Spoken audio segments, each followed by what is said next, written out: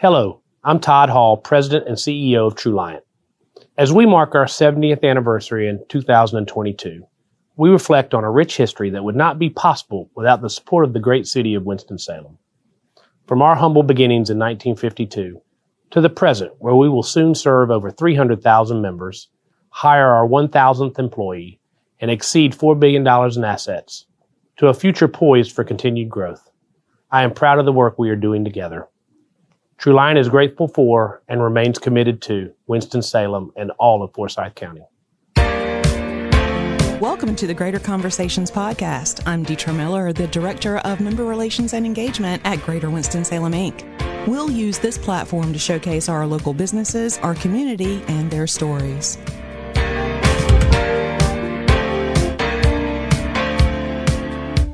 Hi, everyone. Welcome back to Greater Conversations. I'm Deetra Miller, the Director of Member Relations and Engagement at Greater Winston-Salem, Inc. And today it is my pleasure to welcome Leah Wyrick, the founder and CEO of Strands Recovery Wear, and her mom is with us as well. I'm super excited. I'm going to let you introduce yourself. But for folks listening today, Leah, Strands Recovery Wear, what is it and why did you start it?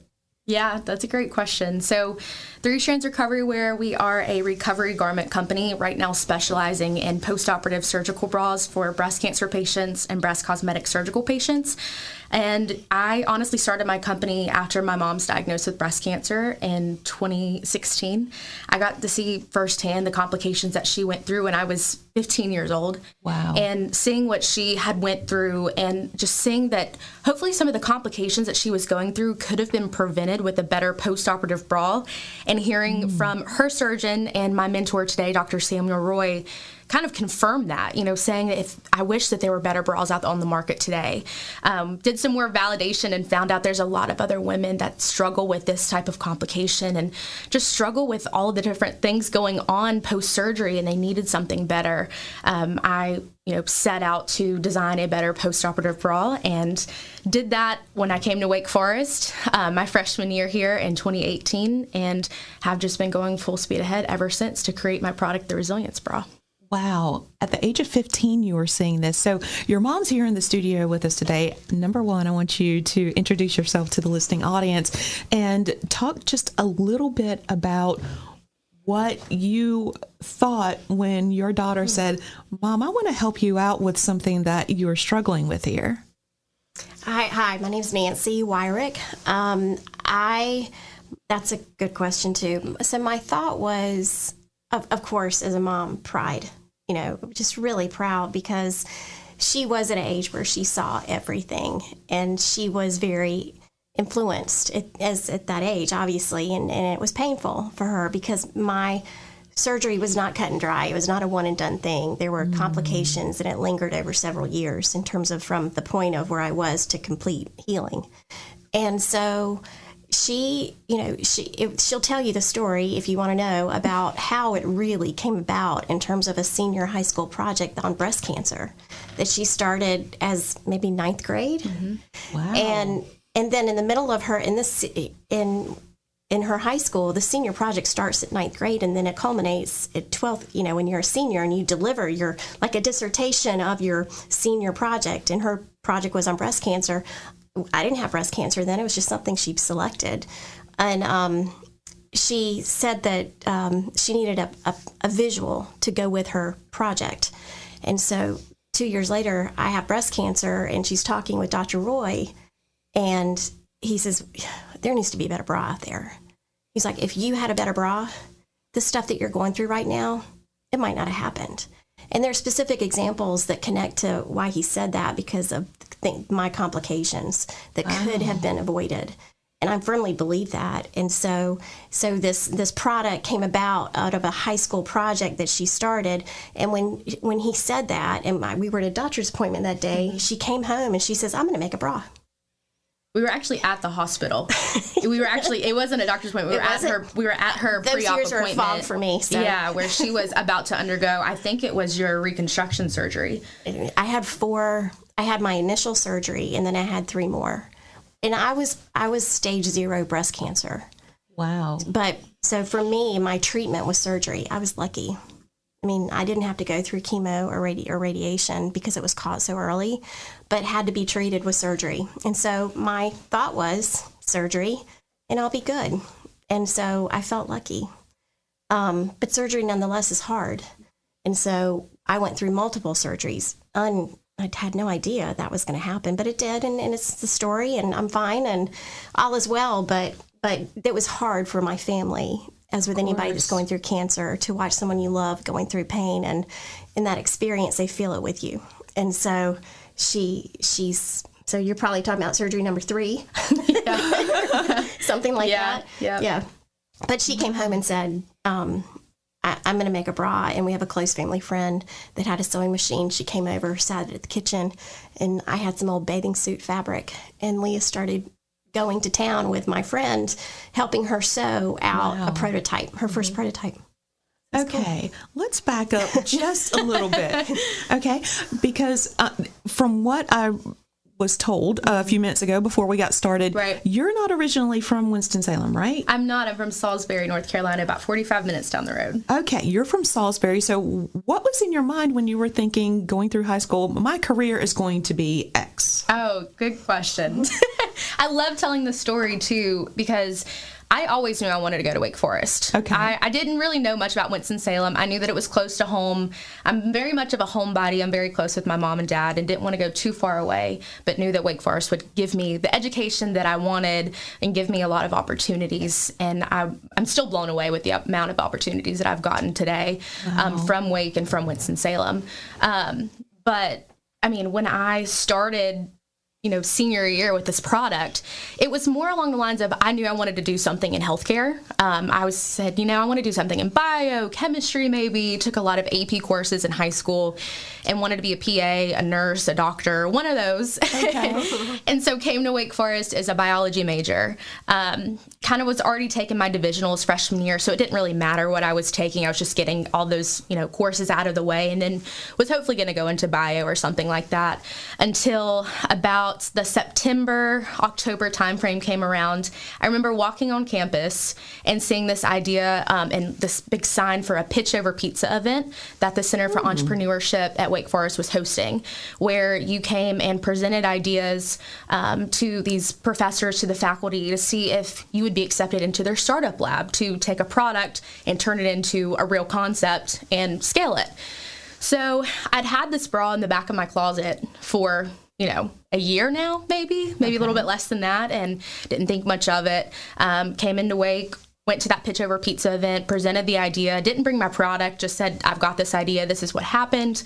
And I remember 2 of my mentors over at the entrepreneurship department talked with both of them, and they both said, oh yeah, go apply for Startup Lab. And I was like, okay, sounds good. So it was due the next day, spent all night working on it, and was actually selected as one of, I think there were maybe 100 applicants that year, and I'm one of 10 that was accepted into the program, and the only freshman in the program as well, my freshman year. Oh, kudos. So, I mean, if you think about it, I was brand new to college, had no friends, had brand new college courses at Wake Forest that I was dealing with, and now I'm starting a company. Wow. So, I mean, so many things are happening, but I have never just been so happy to be able to do something like that and see where I am today. So completely changed directions of what I wanted to do, from being a bio major to now a business and enterprise management major with a minor in entrepreneurship. So big 180 right there. And I've loved every piece of it since. So that is amazing. And it all started your freshman year in high school with just an idea. Right. Because of breast cancer. And then your mom ended up having breast cancer. 2 years later. And then you always wanted to go to Wake Forest. Always wanted. You go to Wake Forest. Yep. Hey, by the way, won't you pitch something? Yeah. And look at you. That is amazing. And I'm sorry, you're how old? I just turned 22. So I have to remind myself half the time that I'm not 35. I feel like I'm 35 all the time. Like, I should really have my life together. But then I realize you're only 22. You're not supposed to. So. You've just lived a lifetime of experiences that a lot of people would love to have lived with. excuse me, let me take that. Maybe they wouldn't have loved to live what you had to experience, but it's amazing how things work. Right. So the name Three Strands Recovery Wear, where did that name come from for the brand? Right. So my freshman year in Startup Lab, I had just started, this program where we are going at it all week long. Like was spending so much time on company and calculus and chemistry. And so I'm like, got so much stuff going on. But I remember one day they tasked us with, okay, guys, you've got to come up with names for your company or your products, whatever it is. And at this point, I had no idea what I wanted to do. I remember they had given us that on a Thursday. I went home for the weekend and told mom and dad, I was like, you guys have to help me. I was like, I have no clue what I want to do for this name for the company. I searched on Google name generators, which please don't do that because they are awful. I did that for hours. I remember just being in the kitchen at home just saying, Mom, what is the name? I can't think of anything.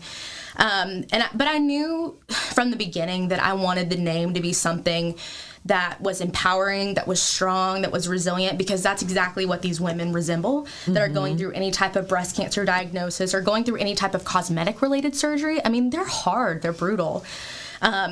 So I just remember sitting there just being so fixated on this. I want strength, I want power, but what is that? So a couple of weeks beforehand, my mom and I had gone to Hobby Lobby. And we love Hobby Lobby because they have cheap signs and they're cute. So we're shopping around and we saw one sign that was a Bible verse from Ecclesiastes 4:12, which is a cord of three strands is not easily broken. Ooh. We had bought that because in my family, it's just me, my mom, and my dad. So it's just the three of us, and that's how we felt. We're a very strong-knit family. That's who we are. So we bought it and we put it in our living room. So I remember being in my living room, just still on that Google name generator with my mom, my dad, my boyfriend, and my favorite little puppy dog sitting there with Aww. Me. And I'm just sitting there like, what do I do? And I look up and I see Three Strands on that board that we had just bought a couple of weeks ago. And I was like, that's it. That is exactly it. So from there, I had so much value and meaning behind it, more than just a name. It, again, resembled everything that I wanted it to, just exactly of what these women resemble. So it was perfect. Wow. I love that story. Oh, and I love the brand. I love everything that you're doing with it. So speaking of the company itself, how are you producing the bras? Right. And where do you get your materials? And who are you empowering to be, I don't know, the folks to really understand the meaning behind the brand and work with you? Right. This was probably one of the hardest things that I have gone through, was to just get a real working prototype of the Resilience Bra produced. Unfortunately, there's not many places in North Carolina that produce bras. So I just remember freshman year, again, back to Startup Lab, I needed prototypes. I mean, I've got this really great idea. I have this interesting looking mock-up of it, but I need something a little bit better. I actually ended up getting my very first prototypes made from a woman off Craigslist. Really? In Lexington, North Carolina. So that was pretty cool to have, again, Startup Lab gave me a good amount of seed funding to go out and do this. So that was awesome for at that time. But I mean, moving on a few years later, it's like, okay, we really need something that's going to work and be that working prototype that we can actually sell at some point. So I ended up going through this spell sophomore year where I was out of Startup Lab. I wasn't in any type of accelerator program or anything. So I was like, I got to get back and pick this back up again. I was like, I got to figure this out. And it was right before COVID hit. And I reached out to one of my friends who had a company over at Winston Starts, and said, hey, like, how do I get in this Winston Starts? This is awesome. Like, mentor like crazy. I was like, this is exactly what I need to get my company back up and going. So I ended up pitching over at Winston Starts. I mean, they love Wake Forest students. They really do, and provide so many opportunities to go from Startup Lab at Wake Forest to Winston Starts, which is, they really want to promote companies that have some type of revenue generation already and, want to scale their company. But at this point, I'm still idea phase, need a working prototype. But they welcomed me with open arms and have really just taken me under their wing and have given me the most amazing mentors in my life. Oh, that's wonderful. I've got 2 mentors on my team that believe in this product and my company almost as much as I do. Well, that's the kind of mentors you need, for sure. Exactly. Yes. So one of them actually connected me with one of her friends who owns a very large privately owned bra company in the U.S. and was able to work with one of their factories over in Indonesia to create our first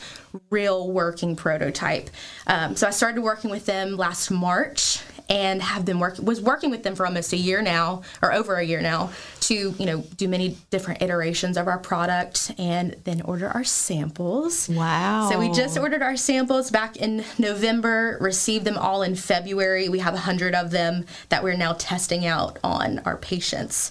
So that's wonderful. Not selling them quite yet, but the whole purpose of this beta test, and I know I'm talking a lot about all this stuff. There's so much stuff that's happened, but the beta test is the most crucial part for us right now, which is we're not looking to test this on women and them say, this is perfect, this is great, this is amazing. I don't expect that. I have to, come back to reality of, nothing's going to be perfect, but we want to try to make it as best as it can be. So that's why we're testing it out on people. That's why we're getting feedback and doing a lot of it, doing interviews with patients. What did you like? What didn't you like? How can we make it better for the next people that wear it?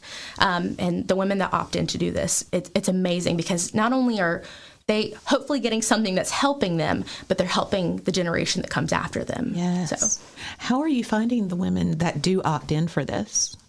Right. That's been tricky. So originally over the past 8 months, I have been working my butt off to get everything ready with the development of the product, getting the bras here, getting them the funding so that we can get the bras over here, which we did, setting up surveys, going through a bunch of different processes, and also reaching out to physicians, getting people on board, telling them about the product, getting their input, helping them be a part of this journey with me so that they also want to test it out so we can get feedback. So we've partnered with a bunch of different physicians around Winston-Salem, and that's been awesome. Right now, I've also kind of done a different way of going about it, which was posting it a lot on social media. Okay. So that way, last week I posted it on social media and I had maybe like 12 people sign up in a day to wear it, which was a lot for me because it's a very niche market and it was only on one Facebook page.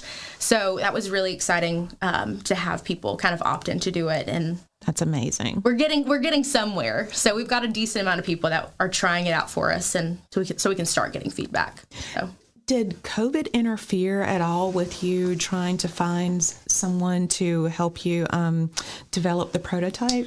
Right. I was very, very grateful because I did start working with the factory kind of a year after COVID had hit. So it wasn't awful. And by that time, most of the supply chain and that factory that we were working with in Indonesia were still going through a lot of COVID, but we're able to produce and get our bras to us decently or fairly quickly. I had ordered them in November 2021 and gotten them at all of 100 by the end of February. Wow. Which, I was kind of stunned that they came that quickly because I thought the supply chain would have, made that a lot longer process. But the fact they knew who I was, they knew what I was doing too over in Indonesia. Really? And I think that is awesome that they had heard my story and they wanted to help. They truly wanted to help me. They have minimum order quantities that they have to buy as a factory of products and materials and little clasps and stuff like that. And they had said, we have a minimum order quantity. It's usually more than 100, but we will take those extra charges for you because we want to help you. So it's like, I was talking to them at 9 o'clock at night because it's like 7 o'clock there for them. And I'm like crying at 9 o'clock, like, thank you. That's so nice of you guys. Like just the fact that I have support anywhere I go because people want to help. women with breast cancer and women that are going through cosmetic procedures. And it has such a good story behind it that when people hear it, they say, what can I do? And that's been amazing. Oh, this is great. This is wonderful. I'm curious to know, for the ones that have tried the bras so far, what has been the best feedback that you've gotten? What has been something that just kind of, pulled at your heartstrings, or those 3 strands? Well, so we honestly haven't gotten too much feedback. We've signed up a lot of people so far, but we're trying to be very respectful of when we send out surveys and when we do interviews, because you don't want to do it a week after surgery when, it's a hard time. So again, try to be very respectful of that. About 3 weeks post-op is when we typically reach out. What we've heard so far from the women that have signed up initially is more along the lines of thank you. Just thank you for doing something like this. And I heard so many people reach out to me and say, my grandma went through this, or my sister went through this, or my friend's gone through this. And they've always told me about the issues that they've had with their drains after their surgeries, and how uncomfortable the bras are and how they just don't fit them correctly. So thank you for trying to remake this industry, advance it in some way. And I think that's honestly what keeps me going, especially when times are tough. I mean, like 2 weeks ago, I was freaking out. I was like, I don't know if this is going to work. I don't know what I'm going to do. Like, how do I pivot? How do I transition? And 2 weeks later, I'm here saying, I've gotten so many people sign up. I've gotten people that want to try our product, that have said thank you, that believe in me. And that's what's kept me going through everything, is the fact that I can help a lot of women, and people want to help me do that. So, wow. Yeah. Where do you see the company 5 years from now? That's a good question. I get that question a lot of pitch competitions too. Definitely right now I'm very much focused in on getting the Resilience Bra ready, getting that feedback, revising it, and making it the best product that it can be for those that come after, the ones that are testing it now. And then, I've seen that there's a big need, not only in the breast industry, the breast surgical industry, but also for other procedures, cosmetic procedures out there. And, my mom also went through another diagnosis with thyroid cancer in 2019. I saw a need there when she went through that process. I mean, there are just so many advancements that need to be made in this industry. And I want to be able to do that with a variety of different products at some point. But right now, starting out with the Resilience Bra, and want to continue to climb from there. That's amazing. For the time that it is produced on a consistent basis, and you've got the right formula, if you will, right? How will women access the bras? Will it be online retail? Will they be in boutiques? How will, or are they custom made? Right. That's a good question. Right now we kind of have 2 different business models, if you will. First, going after physicians, because this bra is primarily used for patients that are on the operating table as soon as they wake up, they're in our product. Wow. We want them to be in it, to have as much comfort, to have a place to put drains if they do have them. That's really important. And that's the biggest point of the bra, is to provide everything that a patient needs post-surgery. So that's a really big one for us, is trying to figure out how do we access these doctors the best way we can, to make sure that these women do wake up on the operating table with these bras on. And then the second one is going after them through, forms of e-commerce, through our own website, making partnerships with cancer organizations and support groups and hospitals that hopefully can help us promote this product and get it out there.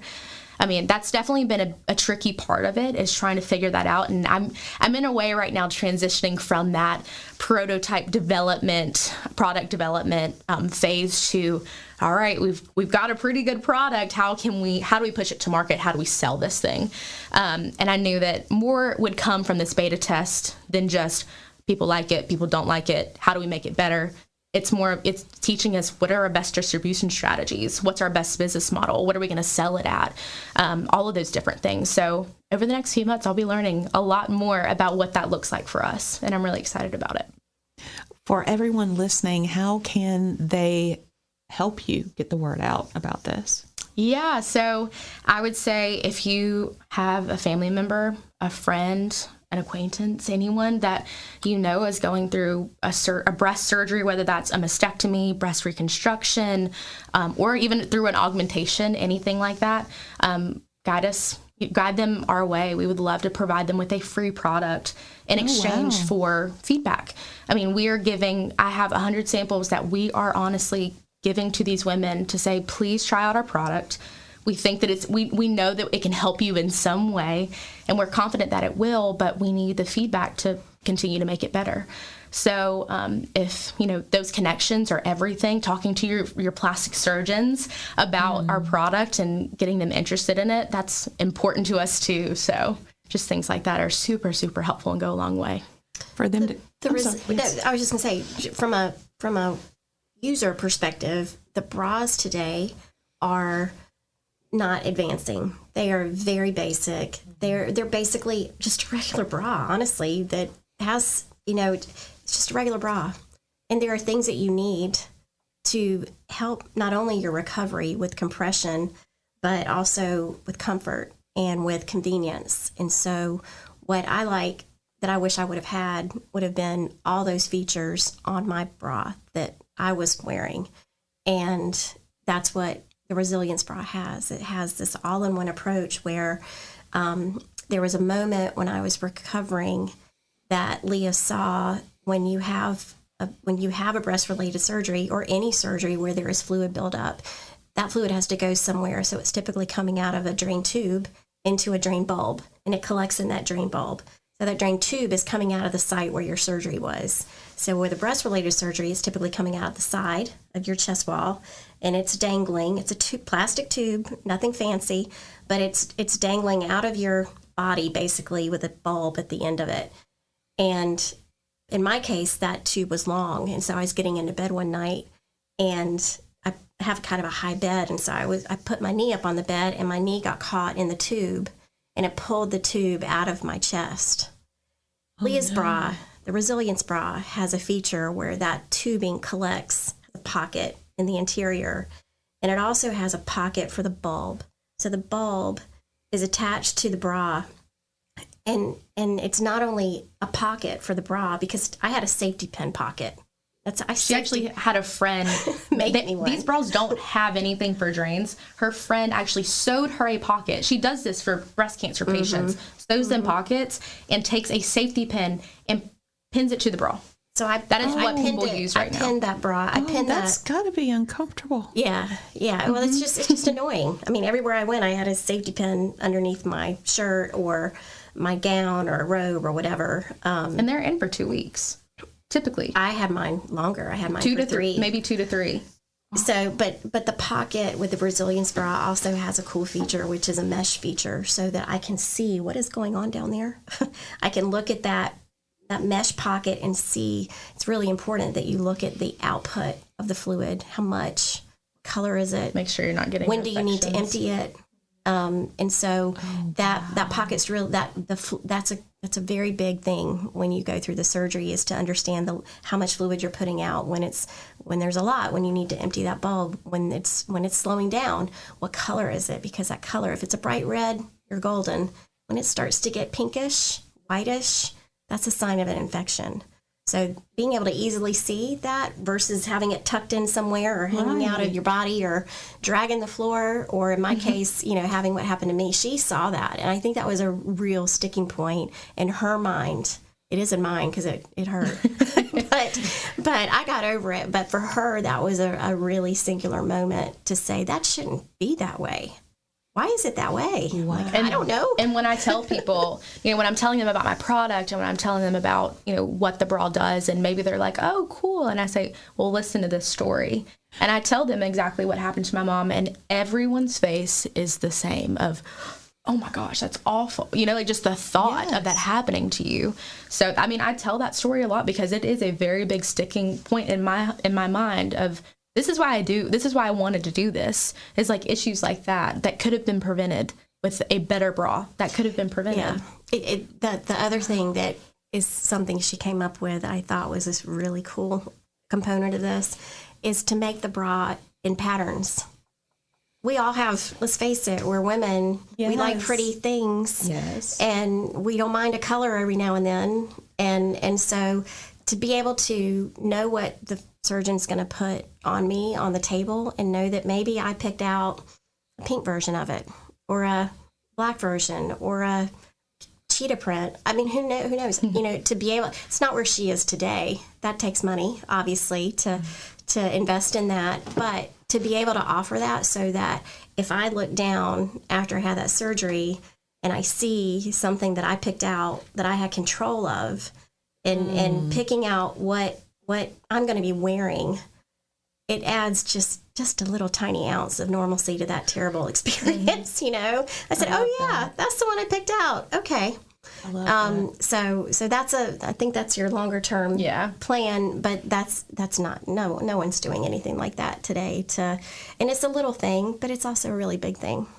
Well, I like the fact that you said it gives you a little control, a little bit of dignity, because if you have cancer, you can't control that. That's not something you can control. And something as simple as having the right bra. And the things that you just mentioned, that's amazing to me. I wouldn't think, okay, the mesh, how important is that? You, Leah, got to see all of that your mom was going through, and you've thought of all of the little things that need to be a part of this. Right. I mean, it's a big part of my mission for my company. I mean, I know that I have not gone through this experience, but I watched my best friend and one of the biggest inspirations in my life go through this. And to see that and to see the pain that she went through and to realize that she had no control over the situation. And I did see, you lose a sense of confidence in yourself. You're losing a part of yourself. And that's completely understandable. But if there was a way that I could help give some type of control back to her in that situation, or give her some type of confidence back of, you got this. Just let me try to help give you a little bit more of that. Believe in yourself. You've got this back to you.